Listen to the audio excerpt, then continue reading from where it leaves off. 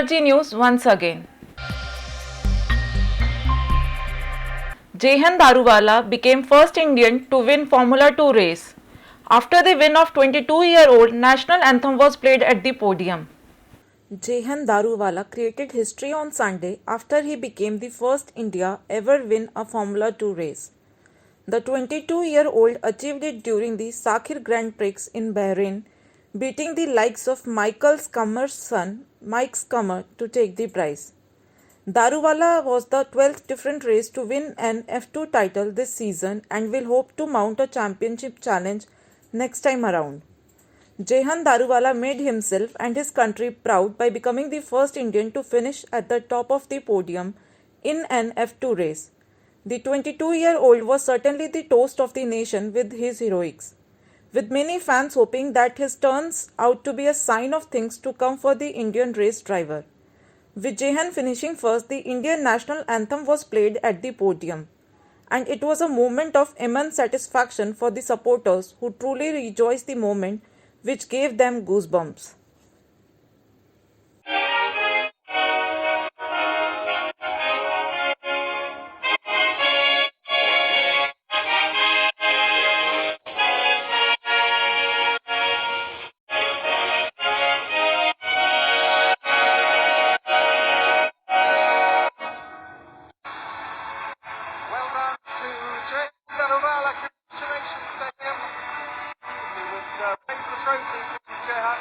What a performance from Jehan Daruvala.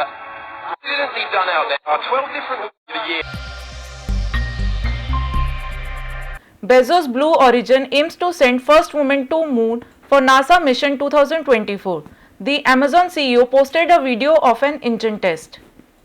In a cutthroat competition with Elon Musk's SpaceX and Dynetics to secure the NASA lunar lander contract, Jeff Bezos led space firm Blue Origin on December 5 asserted that it will take the first woman to the moon in 2024.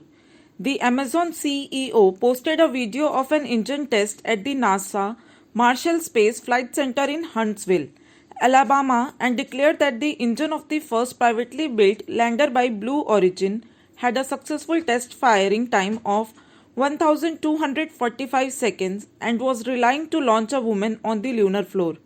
The Blue Origin's lander that tailed test fire time will energy the corporate's national team human landing system lunar lander.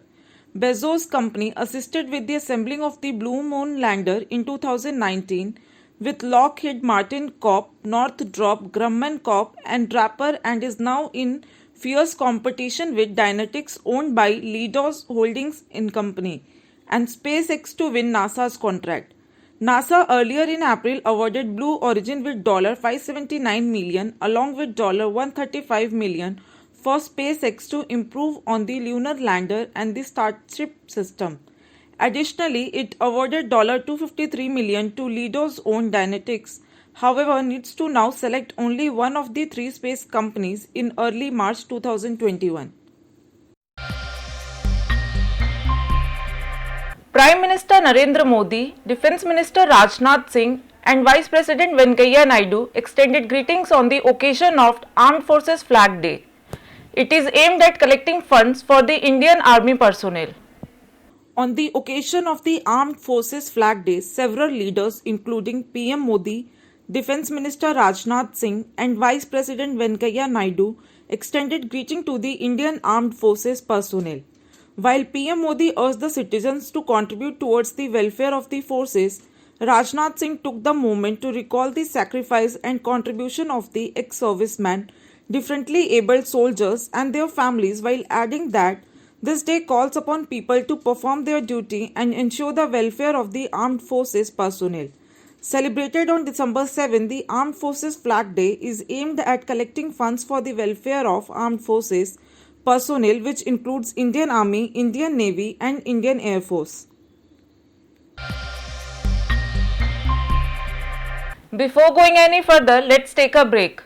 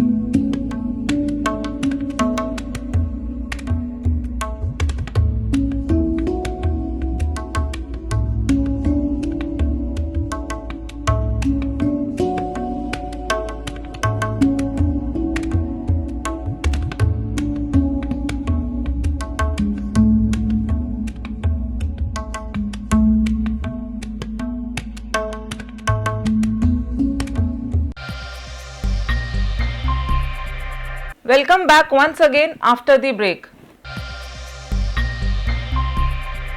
Supreme Court bars Central Vista project as it is still in the process of hearing.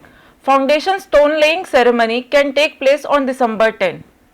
The Supreme Court on Monday expressed its displeasure over the way the central government is going ahead with construction work for the Central Vista project while it is still in the process of hearing a batch of petitions challenging it.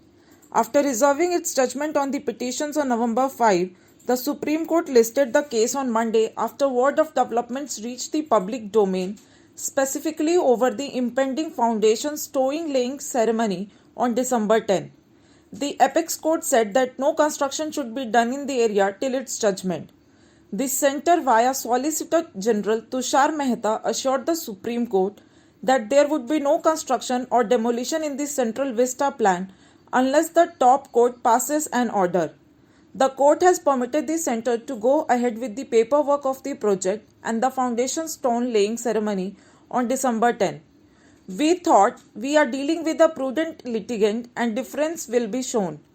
Just because there is no stay, it does not mean that you can go ahead with everything. Justice A.M. Khanvikal told the Solicitor General.